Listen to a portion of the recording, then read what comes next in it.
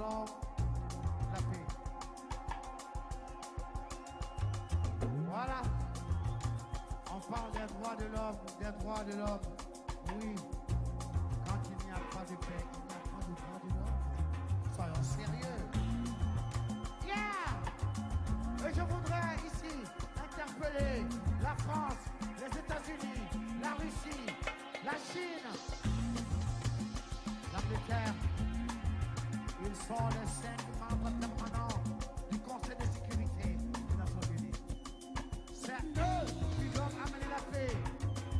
Mais malheureusement, ce sont les 5 qui sont les plus grands marchands d'armes sur la terre. Mon frère Sarkozy, tu dis que l'Afrique n'est pas entrée dans l'histoire. Et je voudrais te donner une chance unique pour entrer dans l'histoire pour l'éternité. L'abolition de la guerre sur la terre. Yeah! Abolir la guerre sur la terre.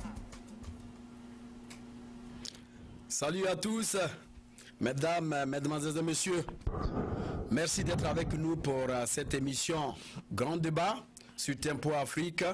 Une émission qui vous est envoyée par votre collaborateur direct Serge Nyawa depuis le pays de l'oncle Sam. Nous avons eu beaucoup de sujets. Nous avons débattu ces sujets, des sujets d'actualité, et nous continuons toujours d'en débattre. Aujourd'hui, c'est le même sujet qui va continuer. Mais nous avons choisi d'être encore plus spécifique en parlant de ce sujet. Avant de vous annoncer, de vous parler de ce sujet, je voulais tout de même vous présenter mes amis avec lesquels je vais faire cette émission de Grand Débat. Merci à Malik Sall qui assure la production de cette émission. Rapidement, je voudrais vous dire qu'ensemble, nous allons quand même décortiquer le sujet qu'on vous envoie. Alors, soyez prêts pour nous appeler au numéro qui est sur votre écran. Revenons dans ce studio pour vous présenter M. Yves Kenao, qui a été toujours avec moi pour essayer de vous amener beaucoup d'informations sur des sujets qui sont brûlants. Yves, encore une fois de plus, merci d'être avec moi. Bonjour Serge Nyawa et chers téléspectateurs de Tempo Afrique TV. Bonjour. Je profite de l'occasion pour souhaiter prompte guérison à notre confrère Atisso Komivi, qui est souffrant et qui n'est pas avec nous aujourd'hui. Merci. Merci mon cher Kenao. Ça se voit, vous êtes beaucoup en forme ce matin.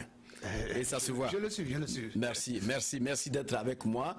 Et c'est un honneur de vous avoir toujours à côté de moi. Voilà. Voilà, nous ne sommes pas des jumeaux, mais nous devenons encore plus que des jumeaux. Voilà. De l'autre côté, à Tennessee, nous avons M. Adolphe Danga. Monsieur Adolphe Danga, merci d'être avec moi aujourd'hui pour ce sujet. Un sujet que, en tout cas, vraiment, vous connaissez. Je pense que, avec vous, les Togolais vont encore apprendre mieux. Merci d'être avec moi, Danga. Merci beaucoup, le frère Serge Nyawa, de m'avoir invité aujourd'hui. C'est un grand honneur pour moi d'être ici avec vous. Big up. Je crois qu'on ne vous attend pas. Big up. On ne vous attend pas. Le volume. Voilà. Big up. Merci donc Adolphe. Merci donc Adolphe. Alors pour aujourd'hui, nous allons toutefois parler du discours du président Faure Gnassingbé, le président togolais, un discours qu'il a prononcé à la nation depuis le 3 janvier dernier, un mercredi, à 20h17. Ce discours a été quand même accueilli par beaucoup de Togolais. Il y a eu plein de critiques, mais vous savez, quand Tempo Afrique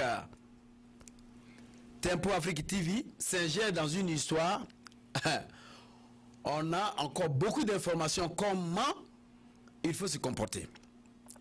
Alors on va parler de ce discours et on va parler de la différence entre Faure Gnassingbé et puis monsieur Kabila Joseph. Est-ce qu'il y a une similarité? Est-ce qu'il y a une différence? Qu'est-ce qui lie ces deux personnes? N'oubliez pas aussi que Edem Kodjo est allé jusqu'en RDC pour servir de médiateur et qu'il a envoyé. C'est M. Kabila qui l'avait envoyé. Donc, il faudrait qu'on sache. C'est M. Faure qui l'avait envoyé. M. Faure qui l'a envoyé, bien sûr, voilà. Pas M. Kabila, M. Faure qui l'a envoyé. Merci encore, c'est pourquoi vous êtes là pour essayer de me pauler. En dernière position, nous allons parler de George Weah, ce président qui a été élu pour gouverner aujourd'hui le Libéria. C'est un jeune. Vous avez vu son parcours de football à la présidence.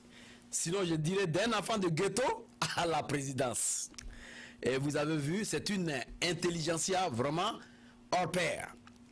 Alors, revenons rapidement pour essayer de parler un peu de ce discours. Avant même de disséquer ce discours, mon cher Kenao, alors dites-nous comment est-ce que vous avez accueilli le discours du président Faure Gnassingbé à la nation togolaise. Le discours de Faure Gnassingbé est un discours comme il fallait s'y attendre. C'est un discours traditionnel, un discours au cours duquel chaque président ne fera que présenter un bilan positif de son mandat. Et c'est ce que Faure Gnassingbé a fait. Bien sûr, l'opposition s'attendait à quelque chose de plus que ça. De plus nouveau? De plus nouveau, mais c'est toujours un discours de... J'ai dit traditionnel. Quand je dis traditionnel, un discours typique de fin d'année des chefs d'État africains, où il faut venir pendant une quinzaine ou une vingtaine de minutes parler de ce qu'on a fait de bon, de ce qu'on pense faire, et ce qu'on demande aux autres de faire. Tu comprends? Bon, l'opposition s'attendait à entendre une ouverture allant dans le sens de démission, ou bien de départ, ou bien de dialogue en tant que tel. Ou bien de parler même des élections, ou bien de dire que je ne vais plus me présenter. C'est ce que l'opposition attendait réellement dans ce discours, pour qu'il soit un discours exceptionnel ou bien un discours hors cadre. Bon, mais vous savez, Faure Gnassingbé ne va pas le dire. Un président africain, je n'ai pas encore vu un président africain qui viendra dire que tout ce que l'opposition demande, je lui donne. Non, je n'ai pas encore vu. Donc ce discours, je le classe dans le discours traditionnel des chefs d'État africains. Et il n'y a rien de nouveau que j'ai appris dedans.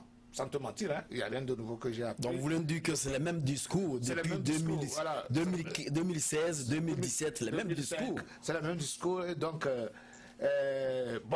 tout ce qui peut être nouveau, c'est le dialogue auquel on invite les Togolais, c'est tout. Mais le dialogue... qui ne vient jamais. Le dialogue, on ne l'a pas encore vu. Qui ne vient jamais, c'est ça. C'est la seule chose qui est un peu de nouveau dans ce discours de 40-45 minutes. C'est d'une vingtaine de minutes, j'allais dire plus précisément. Voilà. D'accord. Je crois qu'il a fait près de 17 minutes. Voilà, près de 17 minutes. Merci donc, mon cher Kenao. Rapidement, de l'autre côté, M. Adolphe Danga. Comment est-ce que vous avez appris, sinon, quels sont les tenants et aboutissants du discours de M. Faure Gnassingbé? Qu'est-ce que vous avez appris dans ce discours? Bon, d'abord, merci de m'avoir donné la parole. Comme le frère Kenao l'a dit, et le discours a été fait le 3 janvier et ça a tardé un peu. Normalement, il le fait avant la fin de l'année. Donc, la population croyait qu'il allait surprendre le peuple togolais avec quelques nouveautés, surtout la crise que traverse le pays. Et moi-même, je m'y attendais, mais finalement, je ne vois rien de nouveau. Et comme M. Kenao l'a dit, peut-être le mot discours est juste à la lèvre. Hein? C'est sur les lèvres que le mot discours était sorti. Je dirais dialogue était sorti. Il faut dire que le dialogue, c'est ça qui est privilégié. Mais est-ce que c'est vrai que ce qu'il disait venait de son cœur? Est-ce que, il pensait vraiment aller au dialogue, appeler les autres et s'asseoir pour discuter de ce qui se passe au Togo? Je ne pense pas. Même aujourd'hui, déjà, on commence pas à parler des élections législatives. Donc, ça dit le contraire déjà à ce qu'il venait de dire au cours de son discours. Et vraiment, c'est les dialogues. Ces discours, je dirais, c'est le même discours chaque année, les grandes réalisations. Et je me demande quelle grande réalisation a été faite au Togo. Quelle grande réalisation, je ne sais pas. Et le Togo est tellement en retard que nous devons courir. Nous devons vraiment courir. Et je ne vois pas de réalisation en tant que telle. Mais c'est les mêmes choses. Je ne sais pas si c'est lui-même qui a écrit ça. Mais c'est quelqu'un qui a écrit ça et puis il a lu. Et puis bon, on s'en fiche de ce qui est dedans, je ne sais pas. Mais de toutes les façons, tout ce qui a été dit dans ce discours, je dirais que c'est juste les mots. Juste les mots. C'est une cérémonie qu'on fait chaque année, puis ça finit. Donc, je suis un peu désolé de tout le contenu du discours qui est seulement les mots, les lettres. Et je ne pense pas que rien serait vraiment pris au sérieux. Donc, c'est ce que je peux dire pour le moment. Merci. D'accord. Selon vous, qu'est-ce qui se devait prononcer comme discours pour que la population togolaise puisse, en tout cas, être d'accord? Parce que nous avons vu que ce sont toujours les mêmes discours depuis 2005 jusqu'à aujourd'hui. C'est les mêmes discours qui arrivent, mais est-ce que le Togo avance avec ces discours? Non, Monsieur Serge, le Togo n'avance pas. Peut-être c'est pour une minorité qui s'accapare des richesses du pays et leurs enfants qui vont dire que le Togo avance. Peut-être ça avance en leur profit, c'est tout. Et la majorité, à plus de 90%, souffre, ne trouve même pas du gari à manger. Donc, je vais dire que normalement, moi, je croyais qu'en tant que père de famille, par exemple, si quelque chose se passe dans ta maison, et même si toi-même tu as raison et les autres ont tort, il faut les appeler parce qu'il y a du bruit dans ta maison, donc tu ne serais pas à l'aise, tu ne peux pas dormir. Et ça, c'est vrai. Tu les appelles et vous vous asseyez pour voir quelle solution vous pouvez trouver à des problèmes qui surviennent dans ta maison. En tant que chef d'État, il est je dirais, le père de toute la famille togolaise. Ceux qui sont au pays ou ceux qui sont à la diaspora, c'est lui qui est le président aujourd'hui. Qu'il soit légal ou non, selon quelqu'un ou quelqu'un d'autre, c'est lui qui est président. Donc, moi, je croyais qu'il devait aller au-delà pour appeler et les opposants, et la partie civile, et même les sages du pays pour s'asseoir, lui-même présent, pour dire qu'est-ce qui se passe. Ok, lui, qu'est-ce qu'il pense de cette crise? Qu'est-ce que lui, il veut? Il peut écouter les autres comme, je ne sais pas, il y a des gens au pays qui peuvent penser que, vous savez, ce qui se passe, c'est vrai, nous réclamons ceci, mais nous pouvons faire des concessions. Et au niveau du pouvoir, vous voulez ceci, on peut faire aussi des concessions. Moi, personnellement, je ne suis pas un politicien, mais je veux la paix, je veux la réconciliation, je veux le dialogue. Et c'est ce que j'ai étudié à l'école. Donc, comment maintenir la paix? Comment amener la paix? Appelez les autres, asseyez-vous. Donc, moi, selon moi, dans ce discours, le président Faure allait dire, le peuple togolais, je vois la situation que vous traversez ou bien que nous tous nous traversons. Je veux rencontrer personnellement les dirigeants des partis politiques, des sociétés civiles et même, pourquoi pas, quelques chefs cantons pour s'asseoir ensemble et discuter, trouver la solution à cette crise. C'est ce que je m'attendais. Mais malheureusement, je n'ai pas vu ça. D'accord, je crois qu'on va revenir sur certains points rapidement. Mon cher Kenao, est-ce qu'on peut qualifier ce discours d'un discours manqueur, un discours de manquerie, dans la mesure où aujourd'hui, D'abord, il a salué les Togolais, il a aussi parlé des blessés, il a parlé des événements et il a promis pour ces manifestations-là que les coupables soient arrêtés et que la justice fasse son travail.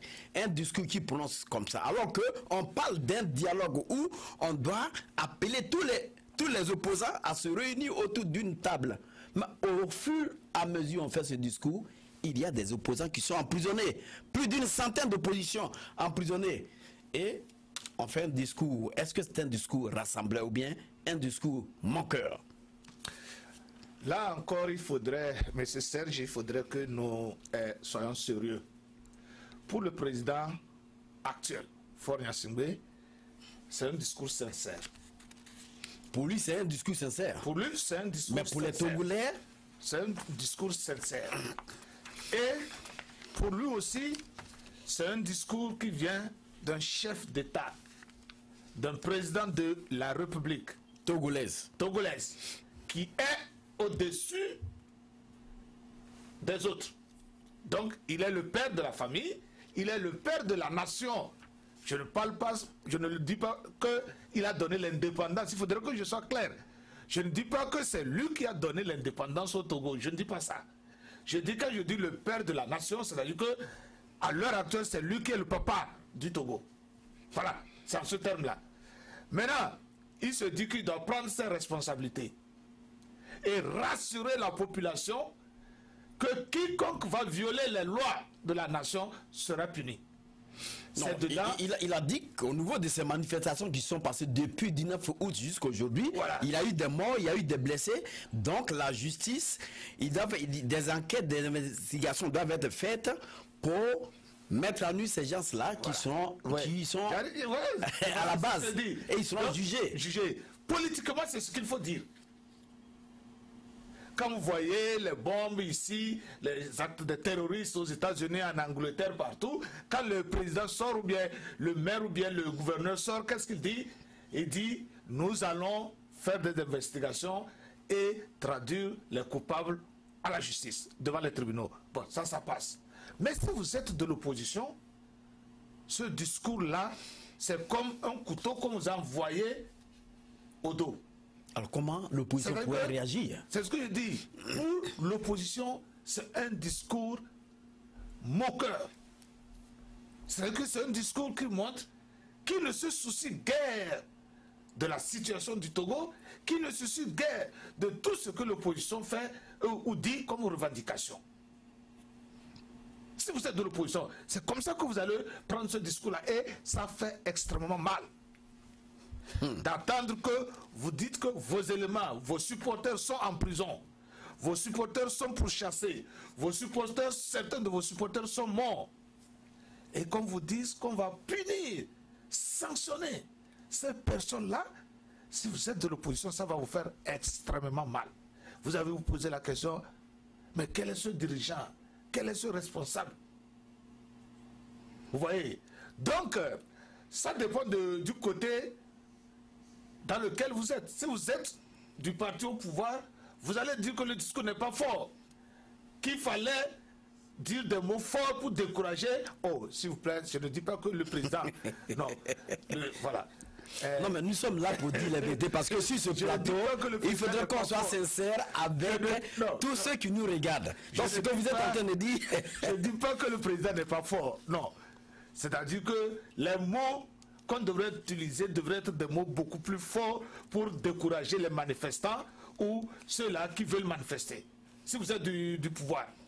Mais, normalement, ce qu'il manquait, moi je peux dire que ce qui manquait dedans, je ne sais pas, l'émotion du partage de la souffrance du peuple manquait dedans.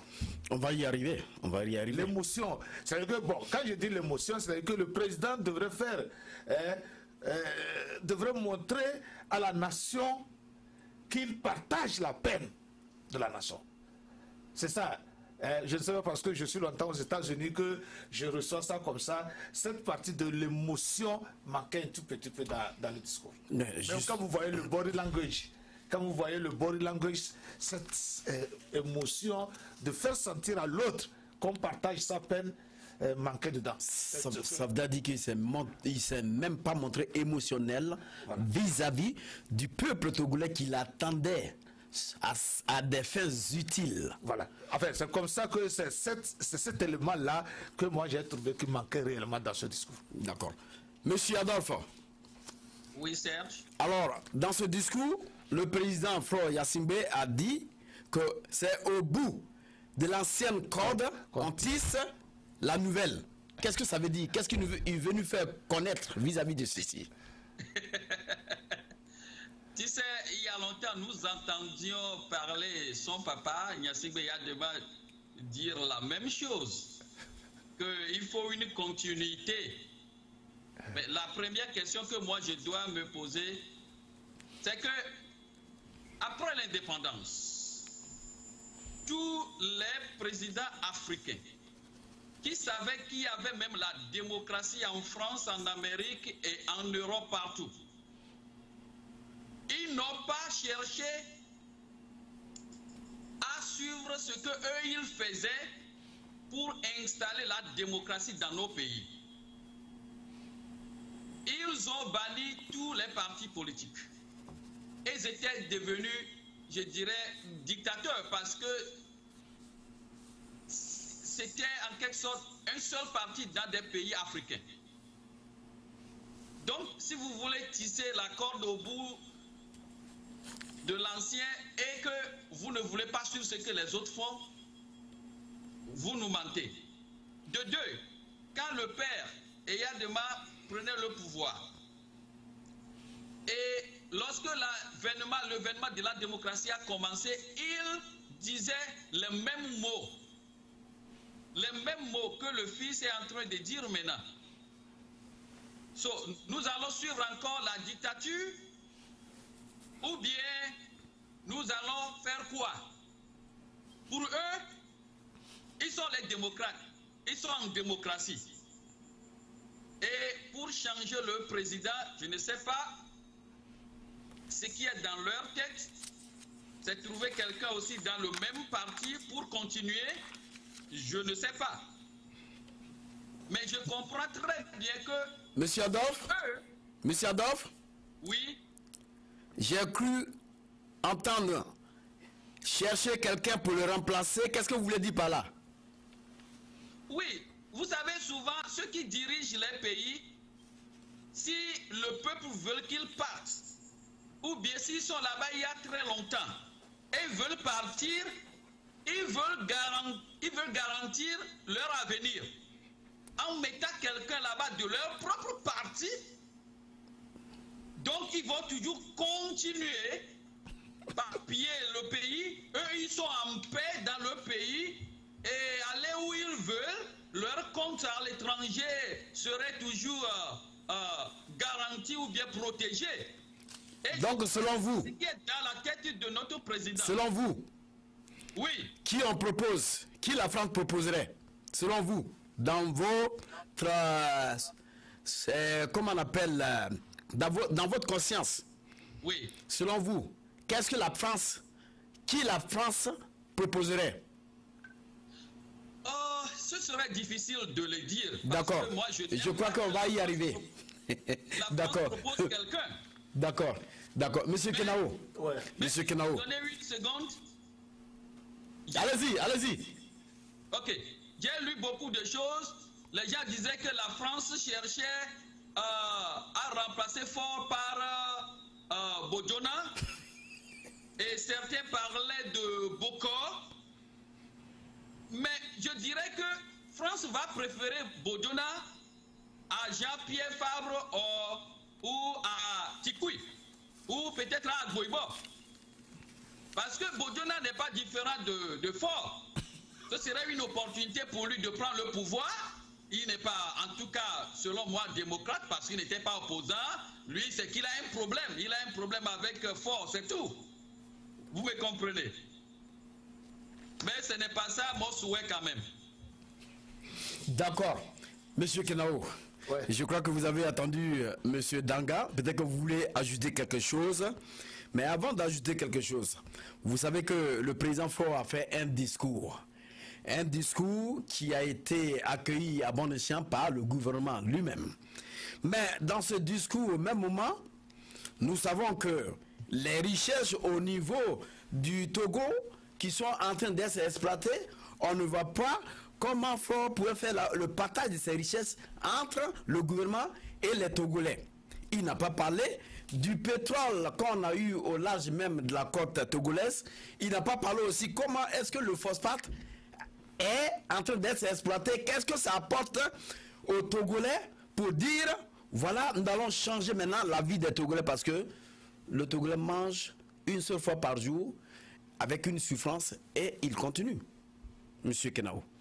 Bon, l'un de vous décourager, je ne pense pas que c'était le lieu pour le président d'aller expliquer au peuple.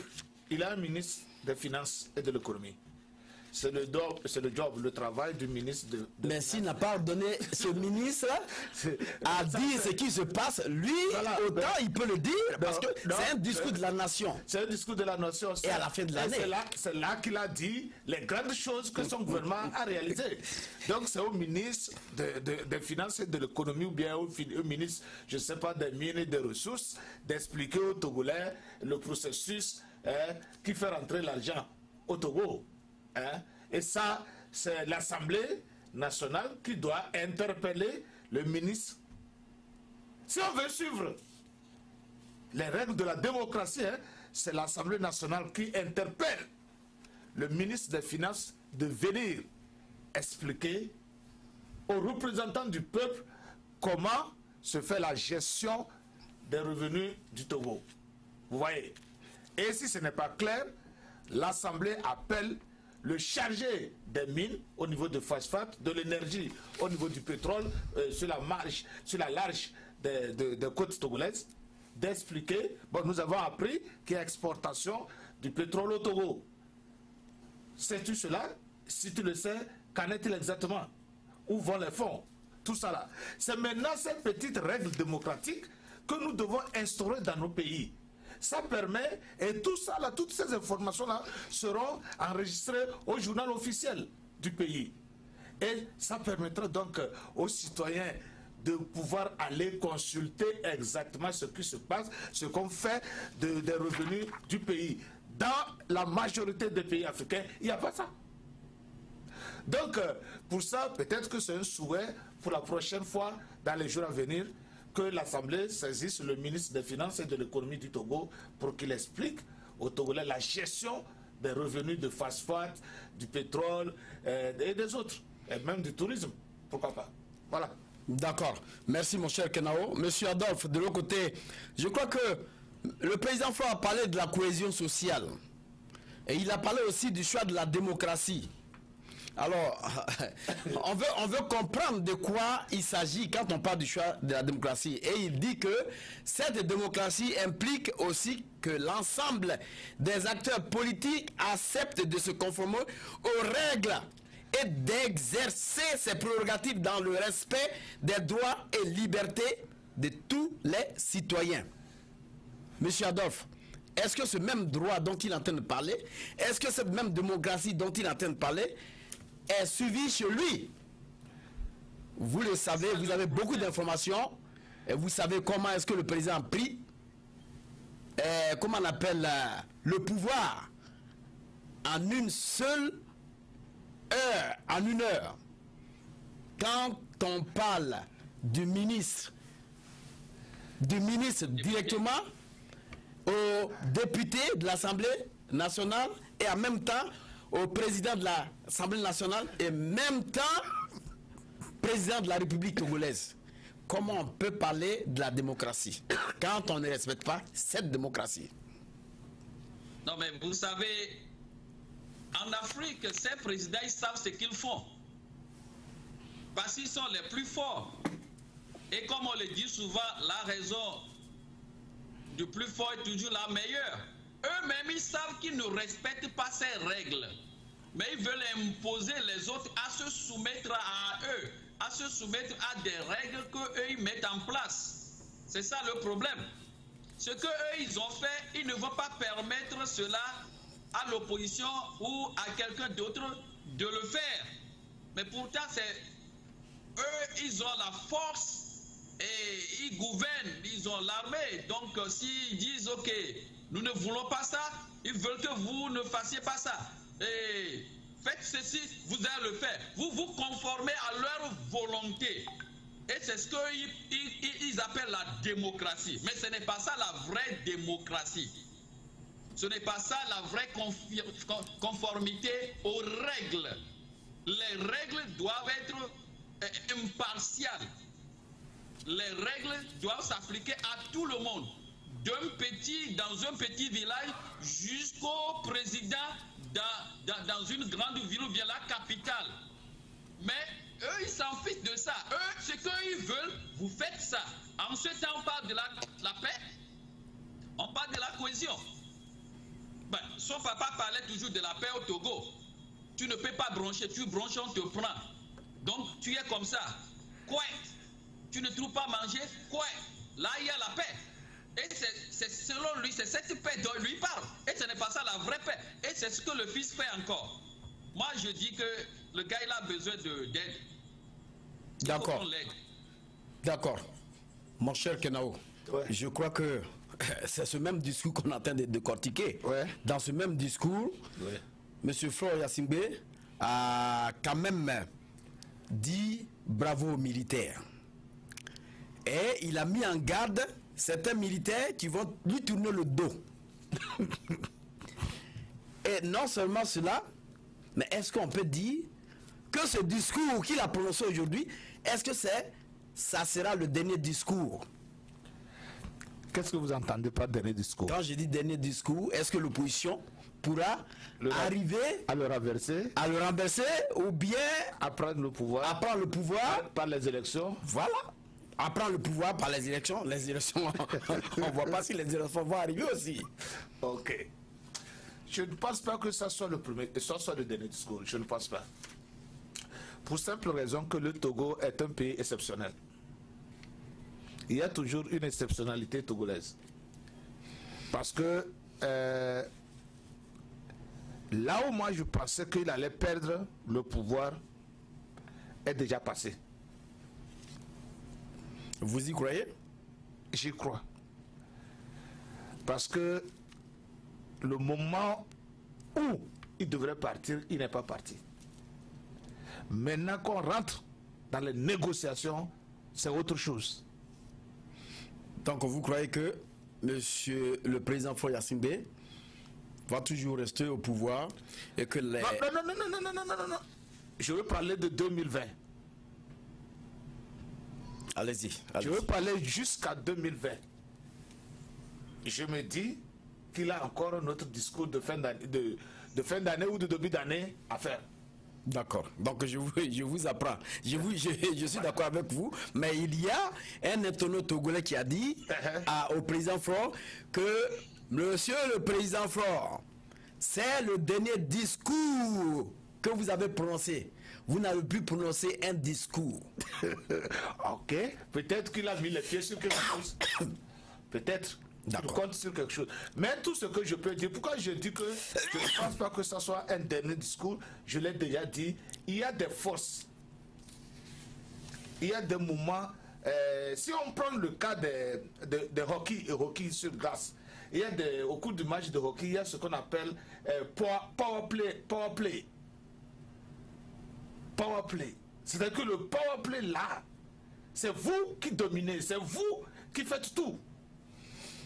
Vous faites la pression, vous mettez 1 à 2 minutes de pression sur l'équipe adverse. Voilà. Il a subi la pression qui devrait le faire claquer.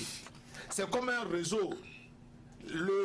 La tornade a soufflé, le réseau s'est plié, et quand la tornade est passée, le réseau s'est relevé.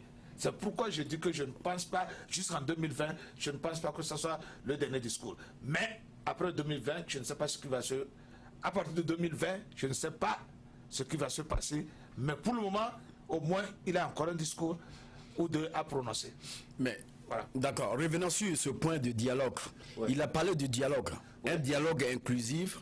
Il appelle autour d'une table toute l'opposition à ce jeune à lui. Et c'est au bout de ce dialogue qu'on aura maintenant un référendum et la démocratie sera en marche. Est-ce que vous le cautionnez? Vous savez, ce n'est pas que je dis et je le répète. On ne peut pas ne pas s'asseoir.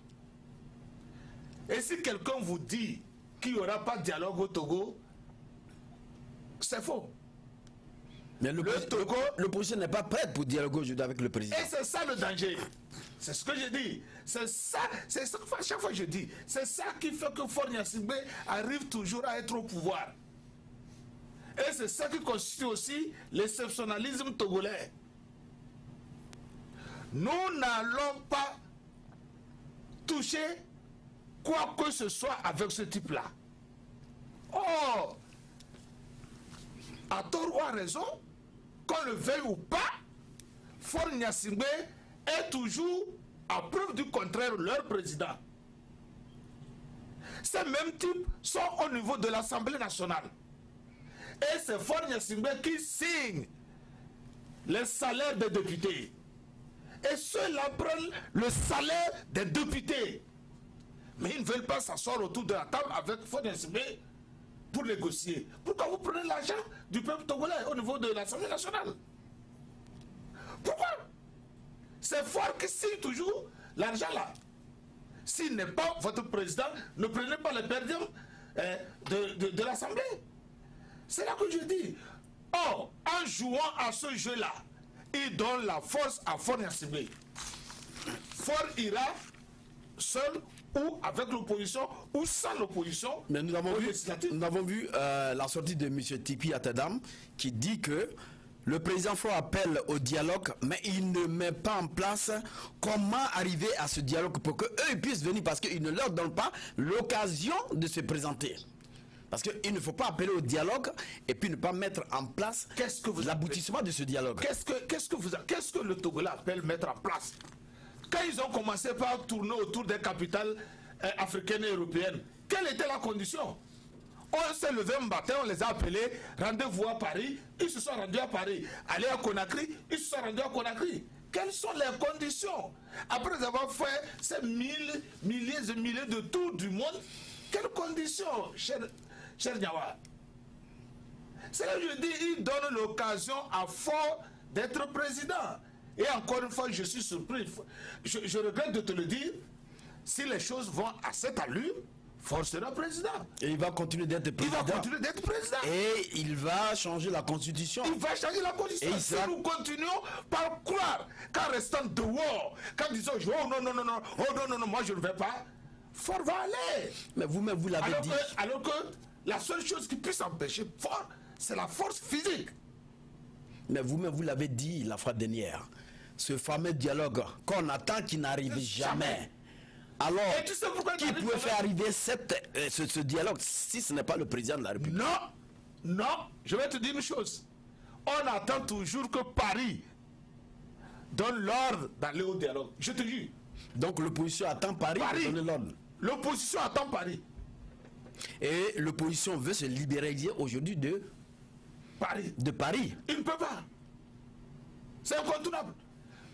Si vous avez suivi mon émission de mardi, c'est ce que je disais. L'opposition n'attend, le gouvernement n'attend que Paris. L'opposition n'attend que Paris.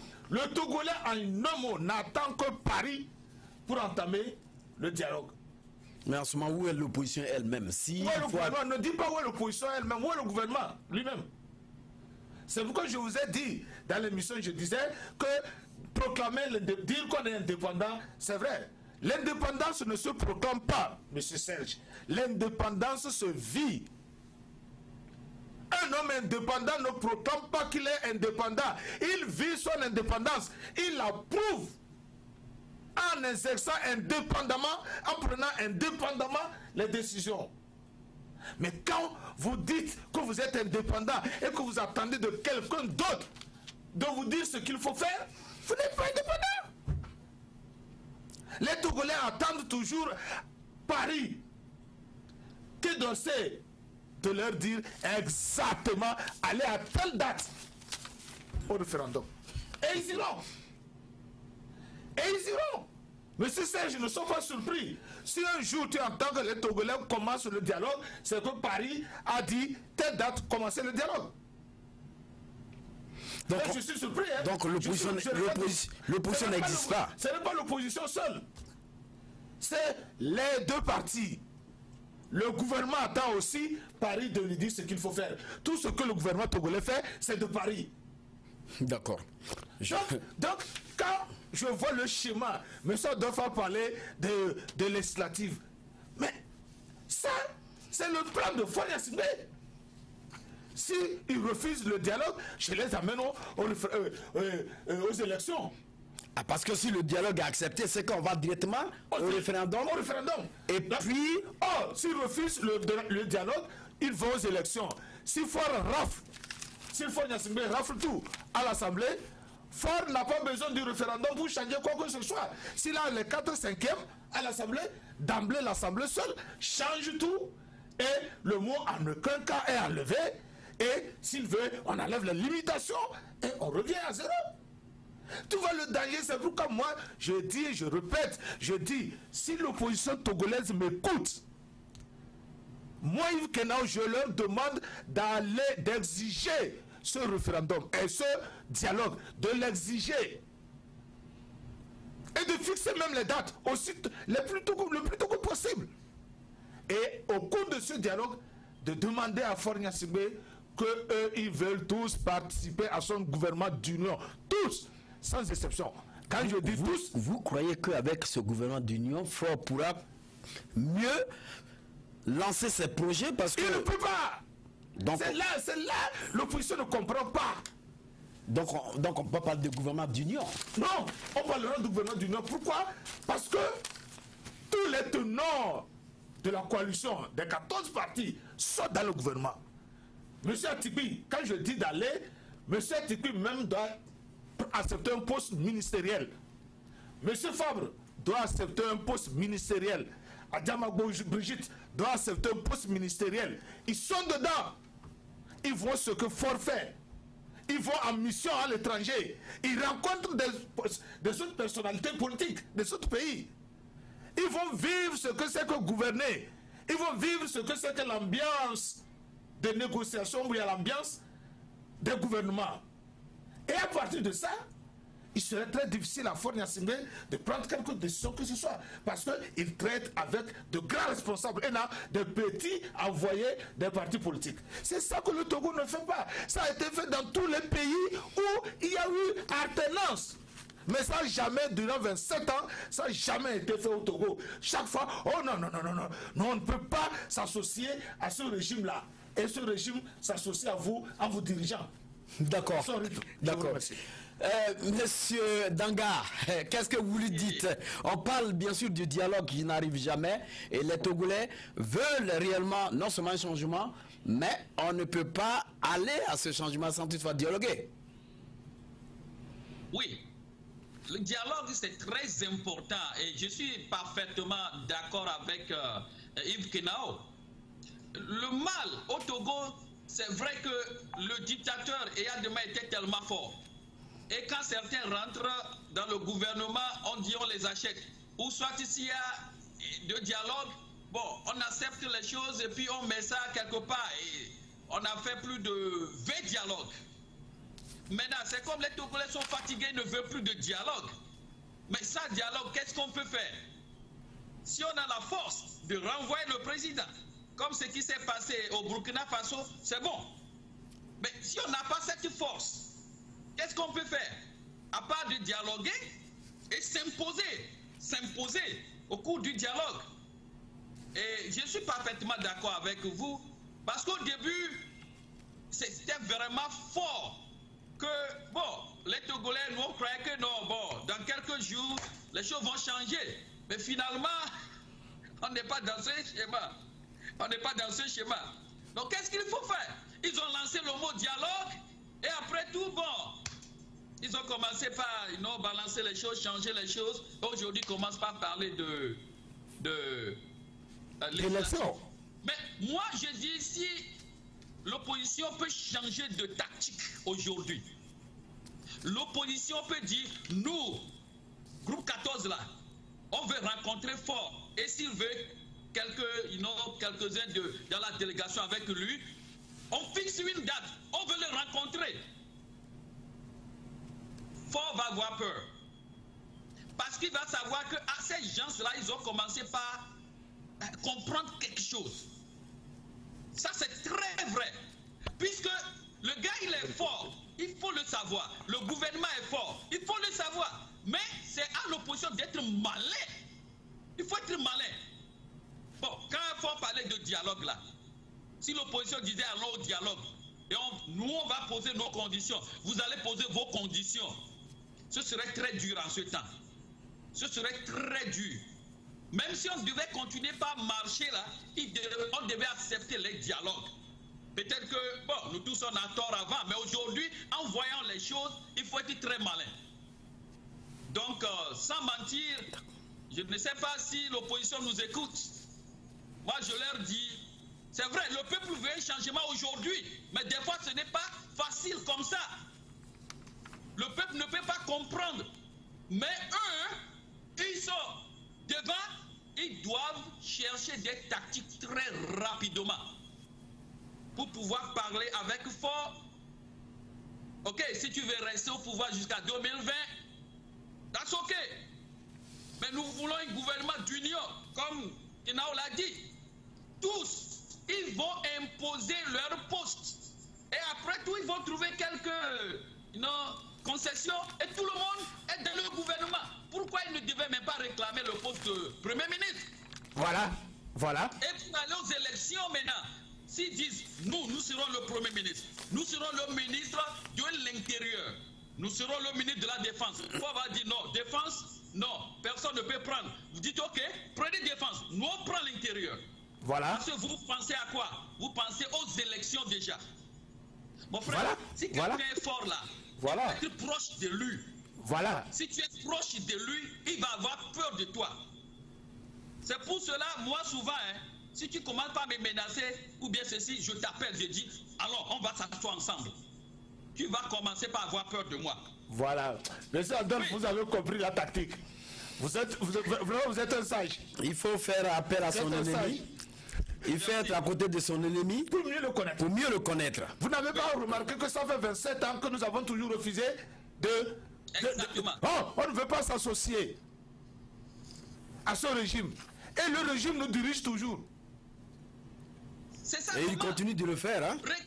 Aujourd'hui, par exemple, si vous me donnez une minute, aujourd'hui, certains appellent l'armée de libérer le pays. Est-ce que l'armée a la confiance de l'opposition? Voilà. Qui, dans l'opposition, comment on dit ça?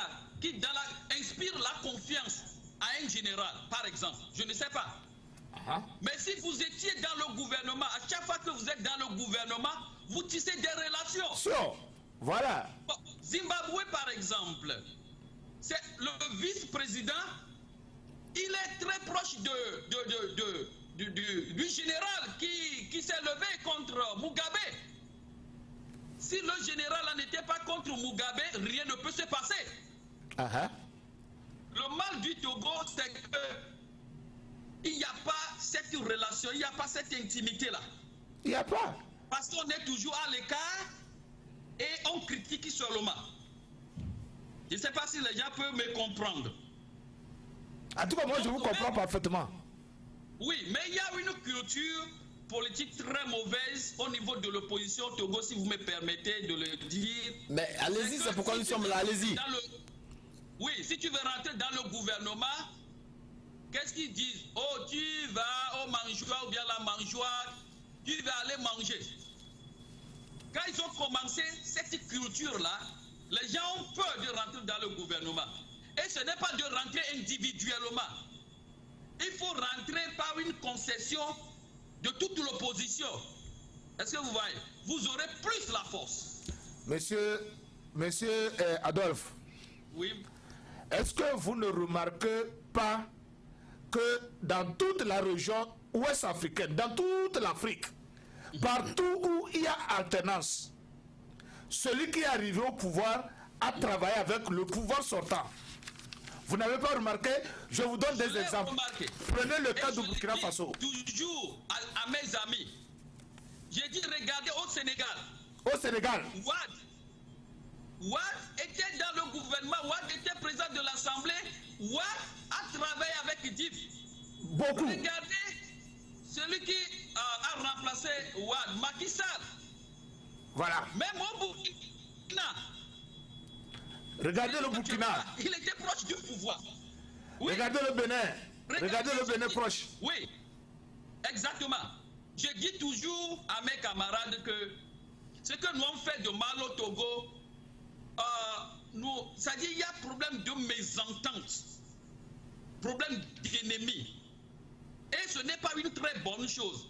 Aujourd'hui, si dans la diaspora, il y a quelques gens qui toujours disent il faut aller tirer, il faut faire ceci. Je dis non, pourquoi vous cherchez à comment on dit ça, à mettre les choses plus dangereuses. Non, il ne faut pas faire ça. Il faut que nous soyons proches du pouvoir. Mais comment? Ce n'est pas d'aller commander des postes par ici, ce n'est pas ça qu'on veut. Mais l'opposition, dans la totalité, avec une tactique donnée, peut dire nous devons rentrer dans le gouvernement pour dire aux soldats, aux généraux, nous sommes les frères et sœurs. Commencez par tisser des relations. Si on faisait cela il y a longtemps, aujourd'hui, le problème du Togo va trouver sa solution très facilement. D'accord. Je crois que monsieur Kenao, avant de pouvoir clore ce chapitre, parce que c'est un chapitre qui est long, si nous voulons continuer d'analyser le discours de Florent Yassingbe, on va passer au moins près d'un an. Parce que c'est un discours qui nous a laissé un peu perplexes. Alors, dans ce même discours, le président Florent parle de la jeunesse togolaise qui a un dynamisme et d'engagement. Et il dit que cette jeunesse doit être soutenue et puis accompagnée au cœur même des interventions de l'État. Et il a dit qu'il demeure persuadé que les solutions les plus pertinentes aux problématiques de l'éducation, de l'emploi et de l'intersection des jeunes sont celles qui sont nourries par leur propre réflexion et contribution. Nous savons qu'aujourd'hui, au Libéria, c'est la jeunesse qui a fait élire George Weah. Nous savons que cette jeunesse aujourd'hui, si elle n'a pas d'avenir, ça veut dire que le peuple en lui-même ne va pas exister. Cette même jeunesse dont il est en train de parler, c'est elle qui marche aujourd'hui. Comment M. Flore pourra arriver à décarcasser, si on peut le dire, le problème de cette jeunesse pour qu'elle puisse réellement être contente, se retrouver chez elle et avoir du boulot? Parce que ceux qui sont, les jeunes Togolais qui sortent d'aujourd'hui n'ont pas de boulot. Ils prennent les émigrants, M. Kenao. Le problème de la jeunesse togolaise n'est pas un phénomène togolais. C'est un phénomène mondial. Partout où vous passez, en Côte d'Ivoire, au Burkina Faso, au Libéria, au Sénégal, au Gabon, la jeunesse n'a pas d'emploi. Ce n'est pas le Togo seul. Et Florent Yassingbe, il est président, il ne peut pas résoudre ce problème-là en 2018 ou en 2019. Non. Parce que il n'y a pas en Afrique le secteur privé. Tout le boulot, tout le travail est fourni par le gouvernement. La fonction publique. La fonction publique. Or, une fois que vous rentrez dans la fonction publique, il vous faut au minimum 55 ans pour aller à la retraite. Et encore pour entrer dans la fonction publique, il y a des critères qu'il faut remplir. Donc ça voudrait dire quoi? Ça voudrait dire que chaque année, combien de personnes vont à la retraite? Pour les remplacer, je prends le cas du Togo. Je vous dis que la maîtrise au Togo, elle est dans toute famille au Togo, il y a un maîtrisard. Le minimum. Dans toute famille au Togo, il y a un maîtrisard. Alors dites-moi, il y a des centaines de milliers de maîtrisards par an au Togo. Combien de personnes vont à la retraite? Ils sont toujours là. Est-ce qu'ils bougent pour céder la place à la jeunesse? Une vingtaine. Donc ce problème, Ford ne peut pas le résoudre en 2 ans. Non, Non, mais vous allez le voir, on va attaquer tout à l'heure le problème de Weah. J'arrive. Voilà. 2. Ford ne trouve pas, Serge, je te parle en tant qu'ami et frère, Ford ne trouve pas que ceux qui marchent là sont tous des diplômés chômeurs. Ils ne trouvent pas. Eux, ils trouvent que ce sont des gens ramassés dans les rues. Vous comprenez? Parce qu'ils se disent que quelqu'un qui a souffert, qui a travaillé, qui a souffert, qui a fréquenté, ne peut pas prendre sa vie pour exposer comme ça. Il y a ce petit calcul-là que eux, ils font. Mais tout compte fait, un jeune, c'est un jeune. S'il y avait du travail, même celui qui n'a pas été à l'école peut être un planton, peut essuyer, peut nettoyer les escaliers. C'est du travail. C'est une occupation, vous comprenez? Donc, la jeunesse, c'est une force dynamique dans le développement d'une nation. C'est une force dynamique. Et c'est là que je dis au gouvernement togolais d'arriver à revoir son système éducationnel. Parce que le système éducationnel est disproportionnel par rapport à la réalité sur place. Le temps des diplômes sur le banc est révolu. Il faut que le diplôme marche avec la pratique. Voilà. D'accord. Il faudrait que le diplôme marche avec la pratique. Sans cela, nous allons quand même rapidement parler de George Weah. Monsieur Adolphe. Adolphe? Oui, monsieur Serge. Adolphe? Oui, monsieur Serge. Si vous n'entendez, est-ce que vous voulez dire quelque chose avant qu'on ne passe sur le volet du Libéria? Est-ce que vous avez quelque chose à dire? Oui, au Togo, comme dans les autres pays africains, vraiment, la jeunesse souffre. Mais moi, je dis que si on a la volonté, on peut trouver des solutions à cela. Tout d'abord, il y a des gens qui, dans la fonction publique, cumulent beaucoup de fonctions. Une personne peut accumuler 2, 3, 4, 5 fonctions. Est-ce que vous me comprenez? Donc, ça, c'est un problème qu'il faut revoir. Parce que quand tu as 3, 4 fonctions, alors que si tu occupais une, 2, 3 personnes peuvent prendre les autres places. Déjà, ça réduit quoi? Le chômage. De 2.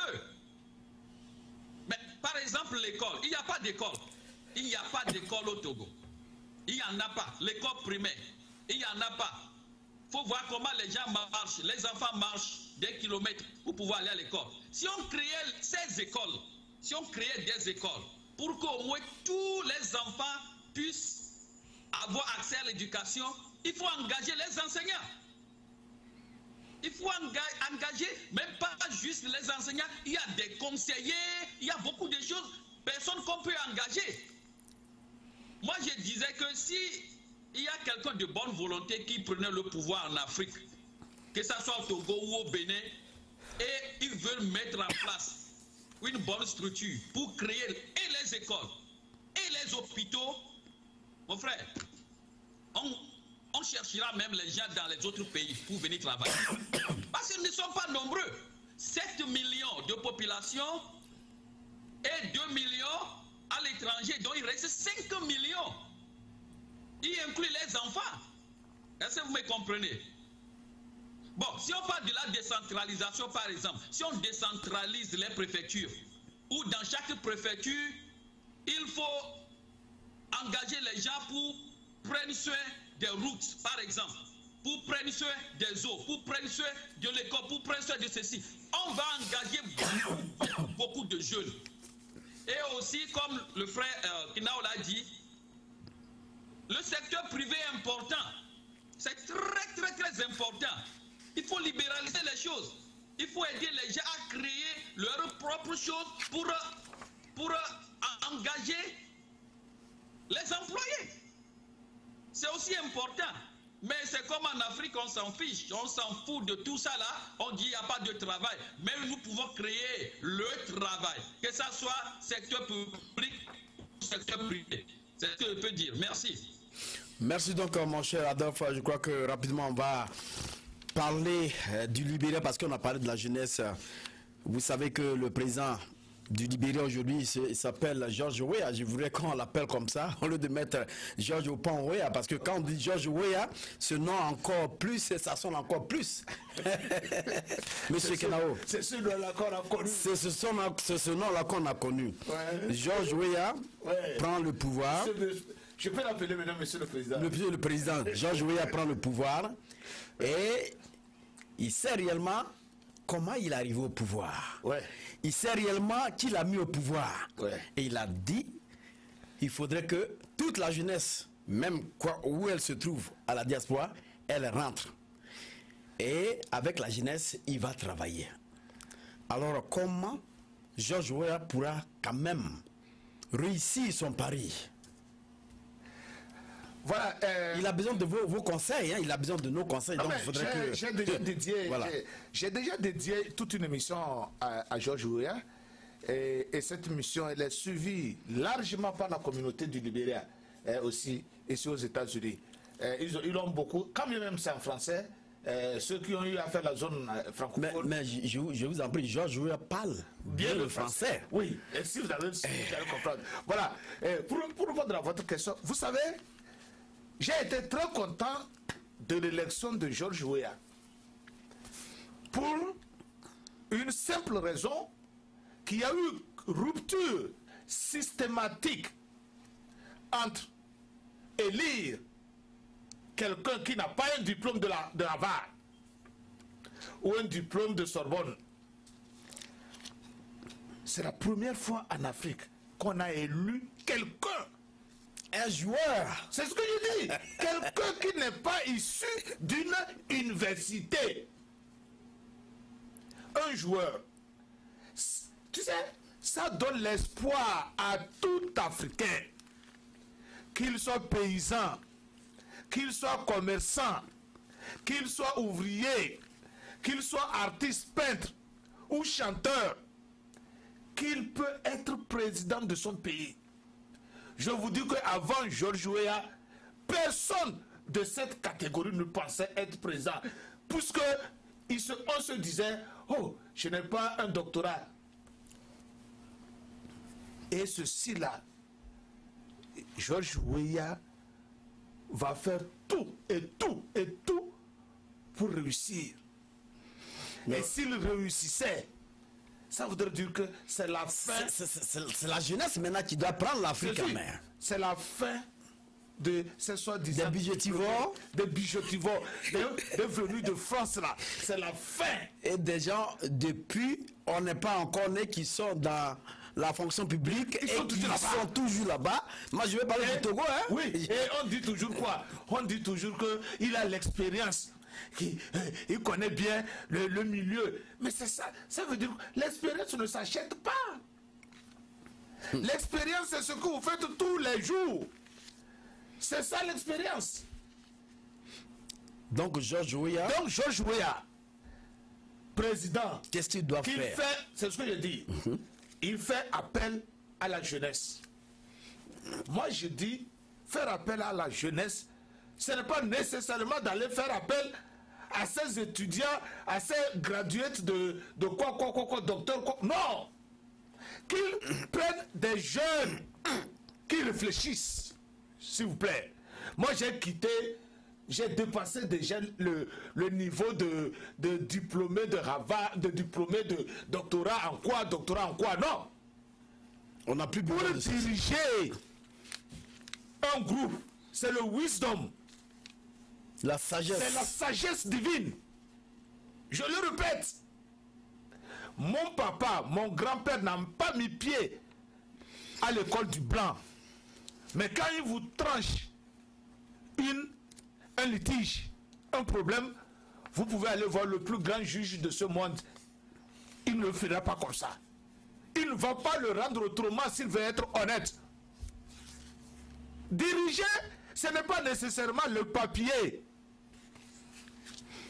Diriger, c'est ce que vous avez en vous comme qualité, comme potentialité de faire quelque chose bien et de le faire toujours bien. C'est ça qui fait de vous un homme intelligent. Ce n'est pas bûcher le livre de quelqu'un pour aller déverser. Ce n'est pas aller rester, quelqu'un va vous indoctriner avec ses idées, ses pensées, pour faire de vous un homme intelligent, pour diriger un pays.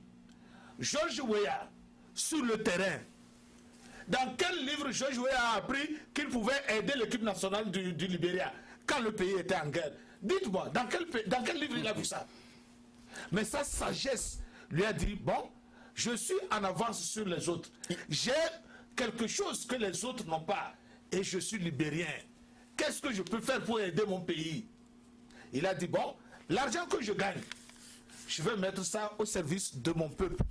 Les joueurs, je vais les faire venir, je vais les loger, nous allons jouer les matchs de notre pays. Il a fait. Ça, ce n'est pas dans un livre que tu vas voir ça. C'est l'intelligence. Mais c'est ce que je veux dire. C'est le leadership. Monsieur Kenao, est-ce qu'on peut prendre... Parce que les gens disent que George Weah n'a pas de diplôme. Mais quand on voit George Weah, il est encore plus intelligent que tous ces présidents qui ont gouverné, dans la mesure où on ne peut pas prendre un fou pour le déposer sur le terrain pour aller gagner. Des mathématiques qu'il est en train de faire millimétrées. Bon pouvoir. J'allais te dire, s'il n'a pas une intelligence, s'il n'était pas intelligent, il ne... Je vous dis, pour dribbler quelqu'un, on a des économistes qui ne peuvent même pas se démarquer. On a des économistes qui ne peuvent même pas se placer sur une feuille. Des économistes sur une feuille pour dire que si je suis dans telle position, le franc CFA va augmenter ceci. On n'a pas. Vous allez nous excuser, mais s'il faudrait qu'on dise la vérité. Mon cher Kenao, on n'a pas. Même le pont, pour construire le pont, on va chercher les Chinois, alors que vous avez formé au Togo comme partout des ingénieurs. Éponge Soché, qu'est-ce qu'ils font dans le bureau? Qu'est-ce qu'ils font? Ça, vous allez me dire qu'on dit qu'eux, ils sont intelligents. C'est ça l'intelligence? Donc, George Weah est venu nous prouver qu'un footballeur togolais ou gabonais ou béninois ou sénégalais peut être président s'il est intelligent. Et de deux, que George Weah réussisse avec ces jeunes-là. C'est ce que je disais. Il y a des jeunes à l'heure actuelle qui sont des informaticiens, de grands informaticiens, qui peuvent décoder tout en Afrique. Mais ils n'ont pas été dans les universités. Ceux-là ne veulent pas les engager parce qu'ils n'ont pas le petit papier là. Même un Togolais qui a fabriqué le téléphone, il allait maintenant le mettre en service au Sénégal. Voilà. Vous voyez, est-ce qu'il a un gros diplôme? Non. Tout ce monde-là, on doit les utiliser. Et si George Weah les utilise comme ça, il y aura d'abord peu de problèmes parce que les responsables des universités des Blancs ne viendront pas lui dire que oh, c'est celui-là que nous pensons qui peut être là-bas et faire l'affaire. Alors que chaque fois que l'étranger vous dit que mettez celui-là, il est intelligent, il est diplômé, c'est que c'est leur pion. Il vient, c'est pour vous détruire. C'est comme de la combustion lente. Vous connaissez, les chimistes connaissent ça, la combustion lente. C'est-à-dire que ça allait là-bas, vous croyez qu'il n'y a rien, mais ça vous brûle, ça vous grignote, ça vous mange. Hein, petit à petit, finalement, c'est parti.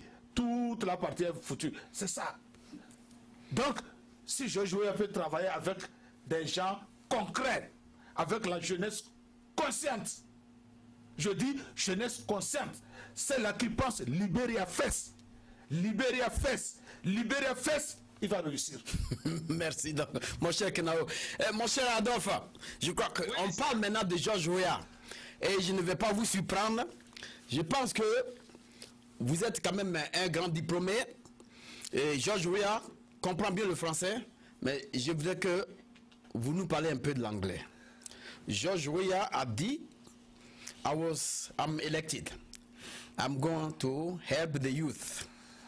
How George Weah will implement this strategy to help the youth and make Liberia or Africa great again. The African dream we are looking for. Okay. First of all, I agree totally with my brother Kenao. George Weah was born to poor family, and then he understood how to be poor, how to suffer, and then by growing up, I will say, he said, okay, he had talent to play football. He didn't go to school first to learn that. So he had to understand there are a lot of children, there are a lot of youth who have those kind of talent right now somewhere in the remote area in the country that he can discover. But before he can do that, I know he is a humble man. He will let himself to be changed by his actual or his recent status because he becomes president. So I don't care, but I can't go down or look for those kind of guys. No. And Yves Kinao gave a lot of example about how some people, even in Togo, have created things that don't even go to school to get the degree. Okay. So I know myself, I was born to poor parents. I was born in little village, and I didn't have a school in that village. I have to walk many miles to go to school. Today, I thank God we have a school there because God bless us to be here in America. So George Weah, by being a president, will understand better the situation of poor people, poor youth, poor children. Come down to say, if this country will become a developing country tomorrow, we have to start from the little guys who are so smart, intelligent, but don't have money to go to school. They have a lot of talent. Let's help them. We have to start from them. Mm-hmm. Also, he had to think about education. Which kind of education they have in Liberia? I know it's kind of the same in all countries in Africa. In Togo, you go to school, you memorize everything, and then you pass. That's it. But we have to change the education system. That's what he had to do to make education practical. Practical. And then start helping them. If any young boy, girl has a talent and start creating something like a computer. I know somebody did in Togo, and now I hear the Chinese are sponsoring him. Why? There are a lot of people in Togo, billionaires, to take over of that and help him, and Togo will go forward. So George Weah will understand that, to know that it's not every time we need Chinese, we need American, we need people from Europe to help those young people. No, he got chance to be discovered by Leroy. But we don't need to be discovered by people from other countries every single day. We as African and he as president of Liberia, I know he is an example for the young people in Africa. So let me add this to it. Being a president, he helped a lot of young people to have their mentality changed. That they don't need to have doctorates, to have masters. Having those there, so it's good. It's good. It's good to have diploma. I love that. But you don't need that necessary before you can lead a country, change a poor country into rich country, to change undeveloped country into developed countries. Is the wisdom, like Yves Kinao said, is also the heart and the fear of God. That's what I can say. Thank you. Thank you, Mr. Adaga. And also, George Weah was talking about the corruption, and you know that in Liberia, this is a main point. How can he eradicate, corruption? Do you have any plan for George Weah? Because, we really need Liberia to stay away from corruption, like other countries too. Yes. First of all, to get rid of corruption, we need justice. You need to establish justice in every cities. In Togo, we talk about prefecture. Over there, I don't know how it is. And then have judges who are loyal, who has a great integrity, and set up the law that you steal money, you go to prison. You steal money, you go to prison. They have to start to audit people to see what you have now. How many years are you working to get this kind of wealth? If he want to do it, he can do it. Because in America, you can steal the money 10 years ago, they're gonna take you. They're gonna get you. Why? It's the justice system, and they're willing to do it. And I pray that he has a good team behind and around him. Those who will be loyal people, those who will have a good heart, not to steal money, not to do this and that. But if he has that kind of heart, he will be able to do it. Thank you so much, Mr. Adolphe. Ladies and gentlemen, this is Serge Nyawa. And stay tuned because next week we are going to bring Mr. Al Jerome Anassad Chedi. He is a friend of George Weah. He's going to tell us, more about what George Weah should do to make Liberia great. Because if George Weah succeeds this plan, we are safe in Africa. Our dream will be African dream. Monsieur Kenao, ouais. Je crois que vous avez écouté notre ami Adolphe Danga, je l'ai surpris tout à l'heure, parce qu'on parlait du Libéria, il fallait qu'il s'assigne pour que tous les Libériens aujourd'hui qui nous regardent puissent comprendre et dire que Tempo Afrique, nous faisons tout en tant que francophones. Voilà. Mon cher Kenao, est-ce que vous avez quelque chose à dire vis-à-vis de ce qu'il vient de dire et de la corruption que M. George Weah veut éradiquer aujourd'hui au niveau du Libéria? Voilà, vous savez, c'est une ambition très noble. Mais franchement, je me pose la question s'il peut faire grand-chose. Peut-être qu'il va freiner, mais il ne peut pas éradiquer la corruption au Libéria. Non. Parce que l'État n'a rien fait. Voilà, le Libéria, non seulement ça, le Libéria est voisin du Nigeria. Vous comprenez? Et même de la Sierra Leone. De la Sierra Leone. Or, cette région anglophone est une région corrompue. Parce que chacun vient faire son business, donc il faudrait que les choses passent en dessous. Voilà, c'est un coin de business. Bon, mais il ne pourra que freiner l'élan. Vous comprenez? Si George Weah peut freiner l'élan de la corruption, celui qui va prendre la place de George Weah, si lui aussi il freine la corruption, peut-être qu'après trois présidents, la corruption sera éradiquée. Mais est-ce que vous ne voyez pas que George Weah, la manière qu'il va s'entourer des jeunes, la manière qu'il va demain éradiquer la corruption, va faire de lui-même un président peut-être à vie, même les libéraux vont lui dire, restez là pour qu'on puisse continuer. Voilà, non, tout dépendra de ce que George Weah va faire comme travail. Je vous dis, tout dépendra. D'accord. Tout. Je pense que sans te mentir, George Weah a un avantage sur les autres.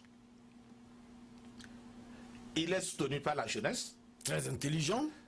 Ça veut dire que il a la force pour le pousser jusqu'à là où même il veut aller. Là où il veut aller. Parce que c'est la jeunesse aujourd'hui. Jusqu'à ce que cette jeunesse-là ne vieillisse, il est loin. Vous comprenez? Donc s'il réussit, s'il reste dans la lignée dans laquelle il est arrivé, la vision avec laquelle il est arrivé, je lui va faire un bon travail.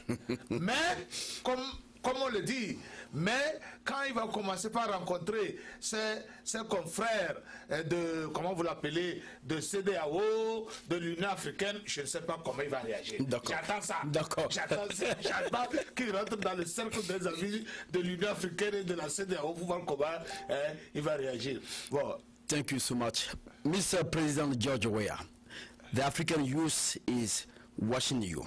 You have been elected the president of Liberia. We are so proud of you. You have to be careful about what we're going to call ECOWAS. If you enter in this circle and after that you can be stuck there and you cannot move Liberia forward, now you get the problem. And we don't want you to get the problem. The youth is supporting you.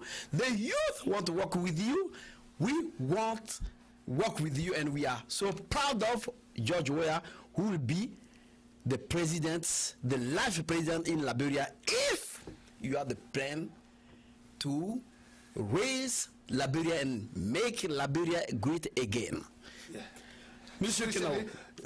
Dis-lui encore on veut qu'il fasse la différence en rentrant. Lorsqu'il va être avec ses frères, ses confrères de l'Union africaine, d'être proud d'abord de penser que Liberia fesse. Liberia is fesse. Mr. George Weah, you have to be smart. You have to be careful. Be careful with the African Union.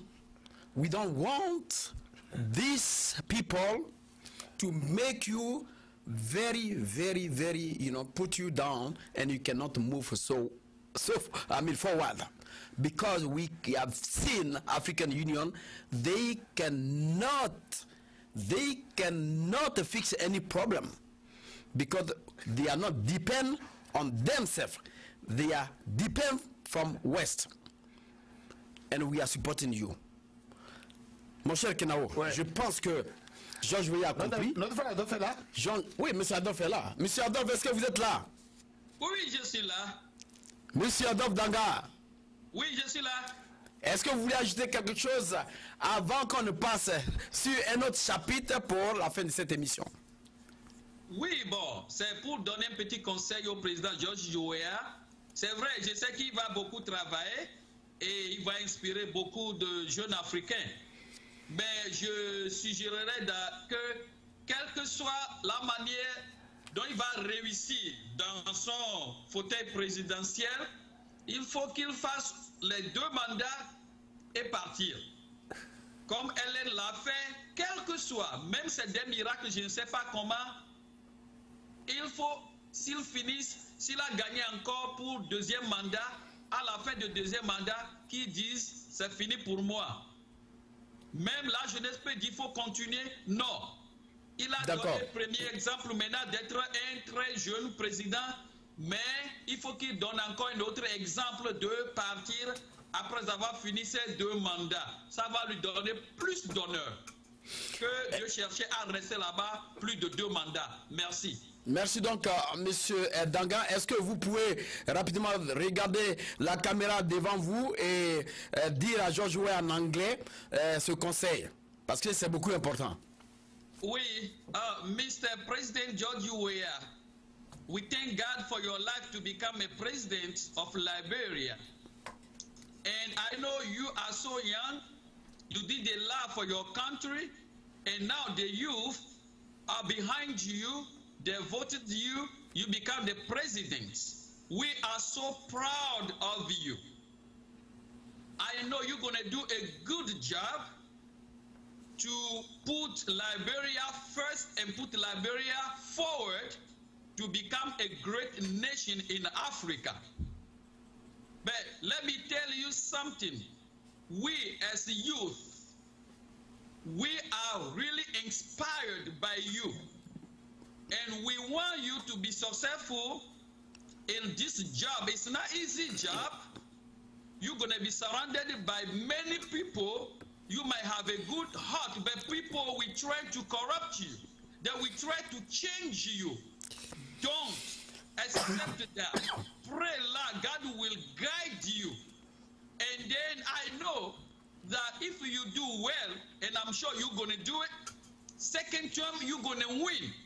But at the end of second term, no matter how great, good, wonderful you do over there, if your surroundings or even youth, they say, keep going, please say no. You set a great example for us to become a president, and now we know we can come from nowhere to be successful like you are playing soccer, that we call football generally, and now you become a president. We are inspired knowing that anybody can become a president. But we want you to set another example that at the end of your second term, say no more third term for you. That way, you're going to become an ancient president, but great presidents, great ancient president or ex-president. So you're going to try to do 3 terms. No, no matter what somebody will tell you, don't accept that. Thank God for your life. God will be with you. If you need us, Africa, the Temple Africa TV is here to support you if you're doing good things. So if you need us, don't hesitate to call us. We're here to help. Thank you. Thank you, Mr. Def. I hope the President George Weah. Thank you. I hope the President George Weah will take this advice and make Liberian great. Thank you so much, Mr. Adolphe. Monsieur, mon cher Kenao, je crois qu'on va faire maintenant, c'est le dernier volet, on va faire la différence entre le président Faure Gnassingbé et Joseph Kabila. De l'autre côté, vous voyez déjà, je ne vais pas rentrer dans ces différences, mais je vous laisse dans un premier temps. Bon, non, mais moi je trouve une seule différence. Bon, un seul point commun entre les deux. Oui, le point commun, la différence. Je commence. Allez-y. Le point commun, c'est que tous sont restés longtemps au pouvoir. Kabila est arrivé en termes de son mandat l'année passée et il est toujours là. Faure Gnassingbé a fait 2 mandats, il termine. Il a entamé un autre. Précisez que Kabila ne veut pas organiser les élections. Attends, il a entamé un autre. Sur ce point, c'est leur point commun, ça. Faure est resté longtemps au pouvoir, 12 ans. Kabila, lui, il a fait 17 ans. Et il veut encore continuer un 4e mandat. Il veut encore continuer. Faure ne le dit pas clairement. Mais pour le moment, Faure continue. Mais Faure, même s'il ne dit pas, les réformes constitutionnelles, on n'en a pas fait. Et encore une fois de plus, rien n'a été fait. Pas de dialogue. Voilà, c'est ça leur point commun. Mais en dehors de ça, ils n'ont rien de commun. Donc la différence qui est plus encore... La différence, c'est que Kabila n'est pas congolais. Faure est togolais. Donc Kabila, Faure, lui, peut avoir pitié au moins des Togolais. Des Togolais. Bon, 1. 2. Au moins, Faure dirige le Togo. Kabila ne dirige pas le Togo. C'est le Rwanda qui dirige le Togo et le Congo. Tu vois, c'est ce que je peux dire pour le moment. Au niveau de choses, disons que tous sont arrivés de père en fils. Hein? Kabila aussi est arrivé de père en fils. Faure aussi est arrivé de père en fils. Bon, c'est un autre point commun. Sinon, en dehors de ça... Donc, on peut les qualifier de... Comment je peux appeler ça? Des dictatures héréditaires. Ok, ouais, si tu veux, on peut les qualifier comme ça parce que les deux sont venus de la succession parentale. D'accord. Nous ne sommes pas en train de nous amuser. Alors, au vu de ce que vous venez de dire, quelles sont les prérogatives, les stratégies que l'opposition peut mettre en place réellement pour se satisfaire vis-à-vis de cette différence? Tu sais, j'ai toujours dit, je le répète encore, les exemples que j'ai connus... C'est pourquoi on vous appelait, parce que donne-nous du nouveau, voilà. Monsieur Kenao. Non, je le répète encore jusqu'à ce que ça rentre dans une oreille ouverte. Jusqu'à présent, j'ai l'impression que ça ne rentre que dans des oreilles sourdes. Je vous dis que le système dans lequel le monde actuel est, à moins que vous ne changez le système. Si vous ne le changez pas, alors vous devez aller avec ce système. Vous devez travailler selon le système si vous voulez avoir de succès. Le système est tel que si on ne vous connaît pas, si on n'est pas sûr de vous, si on n'a pas confiance en vous, on ne vous donne pas la direction d'un pays. Point. Tiré. Donc vous voyez. Allez-y. Et c'est comme l'opposition togolaise. Elle joue juste le contraire du système actuel. C'est-à-dire quoi? Elle ne veut pas se faire connaître. Elle ne veut pas avoir la confiance, qu'on ait sa confiance. Et elle veut diriger. Donc comment elle va se comporter? Et il faut qu'elle se comporte d'une manière que ceux-là qui mettent, qu'on le dise ou pas, c'est quelqu'un qui met le président africain au pouvoir. Hein. C'est un système qui met le président africain au pouvoir. Hein. Et on nous fait, nous autres, jouer le théâtre de ce que j'appelle aller voter. Nous, peuple, nous jouons le jeu. Mais eux, ils savent déjà qui est président. Donc, que l'opposition, si elle veut arriver au pouvoir, qu'elle joue au moins à ce jeu-là. Rentrez dans le gouvernement, vous tous, collectivement. Au Togo, quand un rentre, on le torpille, on le sabote, on dit qu'il va au mangeoire.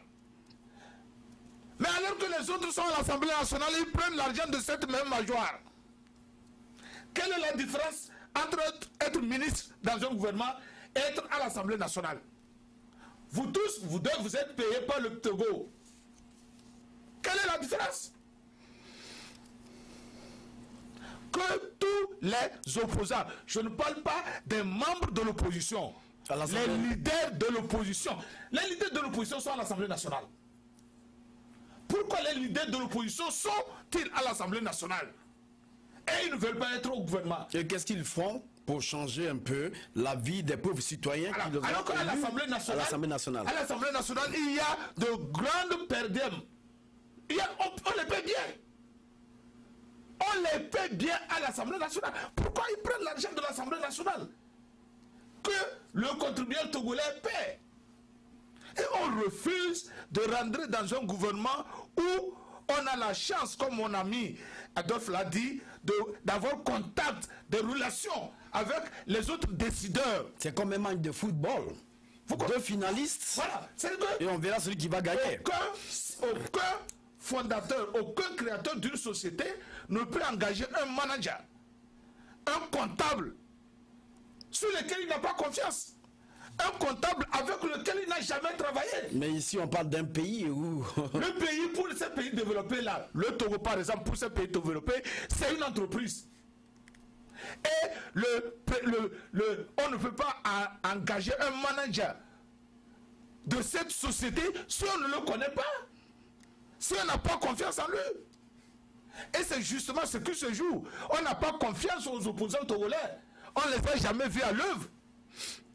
Alors que si Tchadam est ministre des Affaires étrangères, Tchadam sort, il rencontre les autres ministres des Affaires étrangères, par exemple des États-Unis, de la France. On a vu hier M. Kenao, M. Nuko Kapo, hier qui est venu au Togo pour sauver la population togolaise, sinon l'Afrique. Mais où il est aujourd'hui? Je vais te dire une chose. Quand vous rentrez, quand vous faites des choses individuellement, on peut vous casser. Je te dis, et j'ai foi, je vous dis, je le répète, je le parle d'une manière, je suis très sûr que c'est le seul salut pour l'opposition togolaise d'arriver un jour au pouvoir. Ça, je le dis. Ce n'est pas chose, c'est une prophétie. Vous qui me suivez là, je vous dis en même temps, c'est une prophétie. Et ça va arriver. Si vous ne rentrez pas au pouvoir, en ce moment où je vous parle, dans le gouvernement d'union qui sera créé, si les dirigeants de l'opposition togolaise refusent de rentrer, c'est la fin. Je vous dis, force sera au pouvoir jusqu'au jour où il est fatigué. Rentrez dès maintenant, c'est l'occasion. C'est le tournoi. Si vous ne rentrez pas, c'est fini. Je ne dis pas de rentrer. La finale, hein? C'est la finale. La finale. Je ne demande pas à un seul dirigeant de rentrer. Je dis toute la coalition des 14 partis politiques rentre dans le gouvernement d'union. Je ne parle pas de leurs représentants. Je parle des leaders, s'il vous plaît. Des leaders. Des partis politiques. Des partis politiques. Ils sont là, ils discutent avec Fort.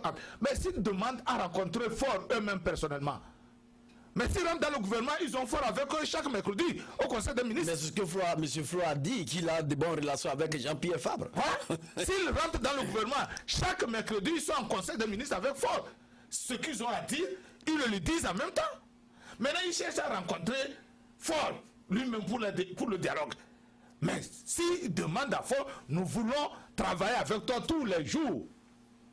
Quel est le problème? Mais ils sont à l'Assemblée. C'est ça que je ne comprends pas. Et au même moment, on demande son départ. Au même moment, et je vous dis ceci aussi, chers Togolais. Regardez à côté le Bénin. Talon a travaillé avec Yaya Boni. Talon au Bénin. Au Ghana voisin. L'actuel président, avant d'être président, il a travaillé avec l'ancien président ghanéen. Mais chaque fois, vous nous citez des exemples des pays voisins. Et vous vous étonnez comme quoi c'est le Togo seul qui a pas appartenance. Mais justement, parce que le Togo ne veut pas faire comme les autres pays. Au moins, pour une fois, au moins pour l'amour de Dieu, une fois en passant, changeons de comportement. On a joué la même musique durant 27 ans. Est-ce qu'elle va continuer? Est-ce qu'on va continuer par la jouer? Si vous n'êtes pas fatigué d'écouter la même musique pendant 27 ans, moi, Yves Kenao, je suis fatigué d'écouter cette musique-là pendant 27 ans. Et on a un danseur seulement qui danse bien. Et ce danseur continue de danser bien. De danser bien. La preuve, le type s'en fout. Il nous dirige. Est-ce qu'il calcule l'opposition? Il nous dirige et il va continuer par nous diriger. Ou l'opposition nous trompe. Et c'est elle qui soutient fort au pouvoir et elle nous fait croire qu'elle s'oppose à lui.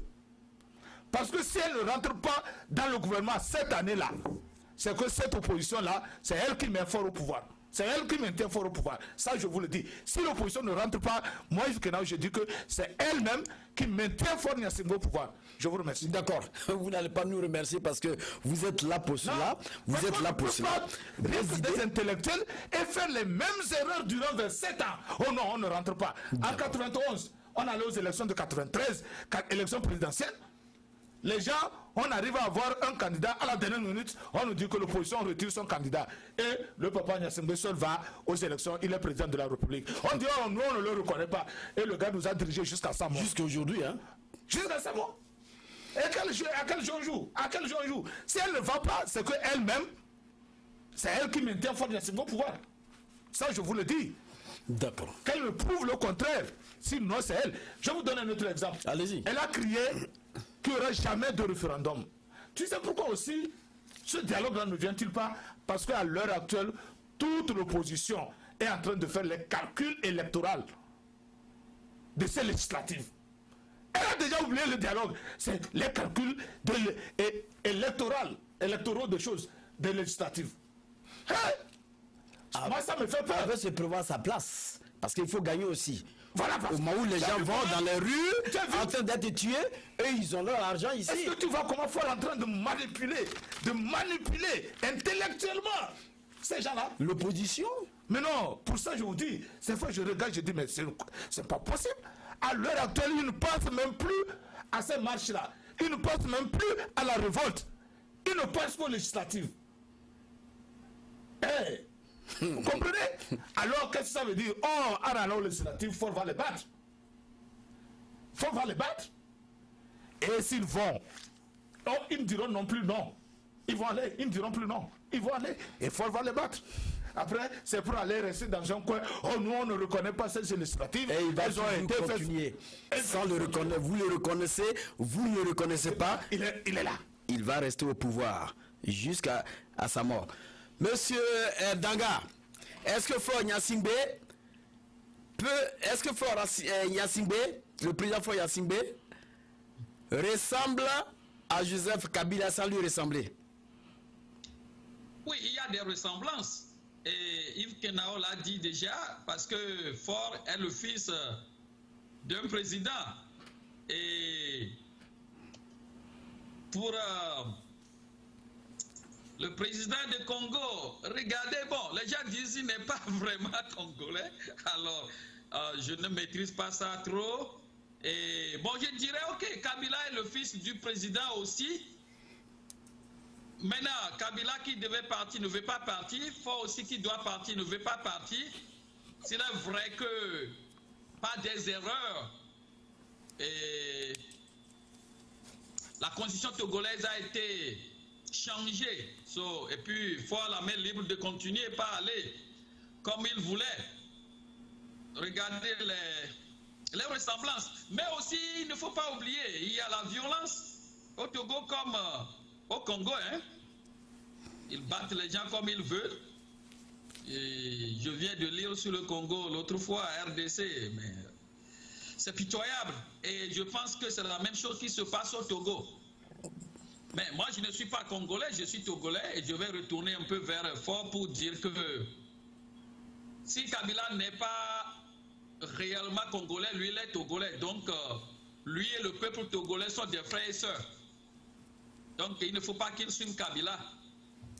Et il faut que lui change et appeler le peuple à dialoguer et à trouver une solution.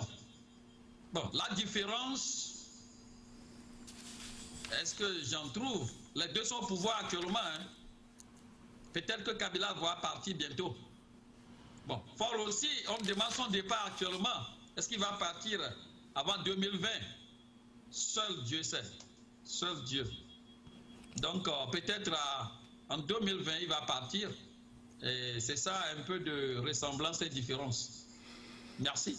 Merci, je crois qu'on va passer à la conclusion parce que vous avez vraiment répondu à toutes mes questions et aussi vous avez débattu ce sujet qui aujourd'hui a été entendu par l'audience. Je pense que il va encore nous apporter beaucoup de sujets pour qu'on puisse en débattre. D'abord, M. Yves Kenao, je vous laisse la parole pour votre dernier mot. Bon, tout ce que je peux dire, c'est que je remercie tous ceux qui nous ont suivis. Je te remercie pour le grand travail que tu as abattu. Pour l'une des rares fois, on a parcouru tout ce qu'on doit. Nous sommes en 2018. On est en 2018. Donc il faut changer comme le caméléon. Voilà. Et je l'ai dit que même si je ne change pas les gens sur mon Facebook, il faudrait que je change des stratégies. Voilà. On a couvert tout ce qu'on devrait couvrir. Merci beaucoup pour ça. Et puis surtout les informations que nous avons données à partir de tes questions, ça a été vraiment très utile à tous ceux qui nous ont suivis. Tout simplement, je demanderai au peuple togolais, moi je m'adresse directement à mon peuple, au peuple togolais, et je dirais au gouvernement et à l'opposition, à chacun d'entre eux de prendre ses responsabilités, de les assumer et de se retrouver très rapidement pour le dialogue, où ils peuvent se parler, se dire tout et laisser tout, abandonner tout et repartir sur de nouvelles bases. Quand je dis repartir sur de nouvelles bases, repartir sur des bases de compréhension de tout ce qu'ils ont décidé. Tu comprends? Pour que le peuple puisse être libéré. Moi, j'appelle le peuple, c'est ce petit commerçant-là qui va au marché pour vendre. Que cela soit libre de vendre 24 heures sur 24 s'il veut. 24 heures sur 24, 7 jours de la semaine s'il veut. Que le fonctionnaire puisse être payé. Parce que, n'oubliez pas, quoi qu'on dise, ces manifestations-là paralysent l'activité commerciale du pays. Ça, quoi qu'on dise, ça paralyse quelque part l'activité commerciale. Donc, je leur demande de se retrouver très rapidement pour entamer le dialogue. Le dialogue dure trop. Et si ça dure trop, il risque même d'oublier complètement ce dialogue-là. Alors, allez-y, asseyez-vous, vous êtes entre vous, frères et sœurs, asseyez-vous, parlez-vous les uns aux autres et trouvez une solution de paix et une solution durable pour résoudre cette crise togolaise. Vous savez, le Togo ne peut pas aller de crise en crise, s'il vous plaît. Et c'est tout mon souhait pour cette année. Merci. Merci donc mon cher Kenao, c'est bien dit. Je crois que les Togolais qui sont en train de regarder cette émission ont compris qu'il faut aller au dialogue parce que on ne peut pas rester loin de son ennemi pour savoir comment il faut l'abattre. Mais je ne dis pas d'aller abattre fort, mais quand même c'est des stratégies pour que vous soyez imprégnés comment acquérir le pouvoir de demain. Monsieur Adolphe Danga, votre dernier mot. Oui, merci pour la parole. Je renchéris sur ce que frère Kenao a dit. Le dialogue, encore dialogue. Après la guerre, quelque part, c'est toujours dialogue. Après les querelles, c'est toujours dialogue. Après les mésententes, c'est toujours dialogue. Et c'est vrai que nous remercions Dieu, il n'y a pas la guerre civile au Togo. Mais avec l'avènement de démocratie depuis plus de 25 ans, le Togolais est fatigué. Le Togolais est fatigué. Nos mères, nos soeurs, nos frères sont fatigués. Rien n'est impossible, rien du tout. C'est vrai qu'il y a plus de 25 dialogues au Togo. Ces dialogues n'avaient pas réussi. Parce que c'est vrai, on écrit les choses, on met dans les tiroirs. Pourtant, ne soyons pas fatigués. Aujourd'hui, on parle de groupe 14. C'est une autre chose. C'est un autre groupe. Avec Tikuya Tchada, c'est une autre physionomie. Peut-être qu'en s'asseyant maintenant, les choses peuvent aller. Les choses peuvent aller. Tous les dimanches ne se ressemblent pas. Prenons le courage pour nous asseoir, pour dialoguer, faire certaines concessions, mais trouver un point commun et trouver de la solution vraiment durable à cette crise. Et si l'opposition ne fait pas ça très rapidement, faut qu'il est en train de commencer par penser des législatives, en juin déjà. Ils vont commencer les recensements. Et ils ont commencé par constituer la CNI. Et nous apprenons que certains partis politiques commencent par envoyer des gens à la CNI. Ces partis politiques de groupe 14, vrai ou faux, je ne sais pas. Tout est possible au Togo, hein? Tout est possible. Si ce groupe s'éclate encore, c'est fini pour les Togolais. C'est fini, physiquement. Je sais que Dieu est grand. Donc, j'exhorte l'opposition très rapidement de dire au président, arrêtons ces genres de choses législatives là, assoyons-nous, donnons-lui la date, on va s'asseoir. Maintenant, on va constituer un gouvernement d'union nationale. Et comme on le disait, que tous les leaders de l'opposition rentrent dans le gouvernement. Et maintenant, commencez par parler des réformes, des élections, pour pouvoir aller aux législatives. Parce qu'en 2018, il faut législatives. Donc, s'ils ne rentrent pas dans le gouvernement, ou bien ils ne commencent pas le dialogue, faut qu'il avait peur au début. C'est comme maintenant, il a la maîtrise de la situation. Bon, selon lui, ce que je suis en train de voir, les choses peuvent changer quand même. Mais pourtant, il faut que l'opposition change de stratégie. Pas les mêmes choses chaque année, chaque jour. Il faut que l'opposition soit double malin. Vous savez, si nous avons un plan A pour quelque chose, il faut avoir aussi un plan B. Le plan A, c'est que faut partir aujourd'hui. Nous ne sommes pas Dieu. Ça peut être possible, ça peut ne pas être possible. Si ce n'est pas possible, il nous faut un plan B. Vous voyez, le plan B, c'est de s'asseoir rapidement. Commencez par parler de dialogue, faire le dialogue, commencez par parler des réformes législatives et aller aux législatives. Groupe de 14, s'ils sont unis et s'ils sont partagés les circonscriptions électorales, ils peuvent gagner les élections, ils peuvent remporter la majorité. Il ne faut pas qu'ils fassent encore l'erreur qu'ils avaient faite et demain il était allé sur il a raflé tout et il a pu changer la constitution. Si cette erreur n'a pas été faite, demain ne serait pas capable de changer la constitution. Donc il ne faut pas qu'il fasse encore cette erreur cette fois-ci. Merci à tous les Togolais et Togolaises qui nous suivent. Merci à vous, Serge Nyawa, pour ce que vous êtes en train de faire avec Tempo Afrique TV. Et merci mon frère Yves Kenao pour beaucoup de contributions. J'ai beaucoup appris de vous. Merci à vous deux. Merci à Malik. Malik qui est derrière là, il est en train de travailler dur.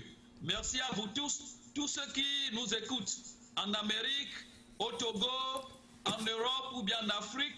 Nous vous aimons. Nous sommes ici, nous cherchons la paix pour le Togo et pour l'Afrique. Merci. Que Dieu vous bénisse. Merci encore une fois de plus. Adolphe Danga depuis Tennessee. Oui, Je pense que vous avez compris, c'est des conseils d'usage que mes chers panélistes ont procuré auprès même de la République togolaise, auprès même du président de la République togolaise. Je pense que Fort va saisir cette occasion. Je pense que l'opposition togolaise aussi va saisir cette occasion. Et je pense que tout ira de mieux. Si au Togo, les dirigeants sont bien contestés, Joseph Kabila en RDC a choisi de retarder le plus possible l'organisation des élections. Joseph Kabila se maintient donc au pouvoir depuis plus d'1 an et son mandat a officiellement pris fin depuis décembre 2006. Il et ses proches, je parle bien de Joseph Kabila, se sont imposés quand même le statu quo. Les manifestations contre d'autres personnes de son régime sont systématiquement réprimées, telles que Moïse Katumbi, qui est aujourd'hui à l'extérieur du pays, et M. Syndicat Dokolo, qui est un richissime, qui est traqué par la police. Au niveau de l'église catholique, M. Joseph Kabila veut diviser l'église catholique en mettant en place une stratégie, c'est-à-dire amener des armes à l'église pour traquer demain tous ces pasteurs, pour leur dire qu'ils ne prient plus, mais voilà ce qu'ils font. Donc ils seront détestés par la population togolaise, congolaise. Et il faut dire que ainsi au Togo, comme en République démocratique du Togo, la Russie semble être le dernier recours contre le régime des héritiers présidents. Mesdames et messieurs, c'est sur ce que je voulais terminer ce rendez-vous de grand débat avec votre animateur principal Serge Nyawa. Je vous donne encore rendez-vous la semaine prochaine avec non seulement mes chers panélistes, mais aussi une nouvelle ouverture d'idées et aussi Al-Jérôme Anastas Tchedi pour parler un peu de George Oya et des stratégies à mettre en place pour faire du Libéria le rêve africain. Malik Sall, merci et à plus tard. Nous voulons la paix. Voilà. On parle des droits de l'homme, des droits de l'homme. Oui. Quand il n'y a pas de paix, il n'y a pas de droits de l'homme. Soyons sérieux. Yeah! Et je voudrais ici interpeller la France, les États-Unis, la Russie, la Chine, l'Angleterre. Ils sont les 5 membres permanents du Conseil de sécurité des Nations Unies. C'est eux qui doivent amener la paix. Mais malheureusement, ce sont les 5 qui sont les plus grands marchands d'armes sur la terre. Mon frère Sarkozy, tu dis que l'Afrique n'est pas entrée dans l'histoire. Et je voudrais te donner une chance unique pour entrer dans l'histoire pour l'éternité. L'abolition de la guerre sur la terre. Yeah! Abolir la guerre sur la terre.